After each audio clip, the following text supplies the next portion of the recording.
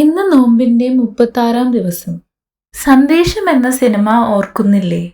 അപ്പന്റെ മാത്രം വരുമാനത്തിൽ ജീവിക്കുന്ന ഒരു സാധാരണ കുടുംബം. രാഷ്ട്രീയം കളിച്ച് നടക്കുന്ന മൂത്ത 2 ആൺമക്കൾ.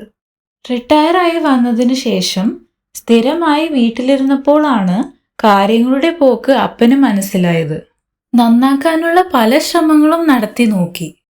അവസാനം അവരെ അപ്പൻ വീട്ടിൽ നിന്നും പുറത്താക്കുകയാണ് ചെയ്തത്.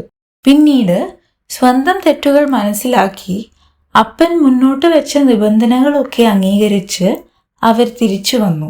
ഒരു സാധാരണ കുടുംബകഥ അല്ലേ? ഈ സിനിമ ചിരിപ്പിക്കുക മാത്രമല്ല, ചിന്തിപ്പിക്കുകയും കൂടി ചെയ്യുന്നു. യേശു ദേവാലയത്തിൽ പ്രവേശിച്ച് അവിടെ ഉണ്ടായിരുന്ന പരിശുദ്ധമല്ലാത്ത എല്ലാത്തിനെയും അടിച്ചു പുറത്താക്കി. ദൈവം ശ്വാസം നൽകി ജീവൻ തന്ന നമ്മൾ ഓരോരുത്തരും ഓരോ ദേവാലയങ്ങളല്ലേ? ദൈവത്തിന്റെ ഭവനം പരിശുദ്ധമാണ്. അവിടെ കുടിയേറിയിരിക്കുന്ന എല്ലാ തിന്മകളെയും പുറത്താക്കണം. പിതാവിന്റെ ഭവനം അശുദ്ധമാക്കാൻ യേശു അനുവദിക്കില്ല.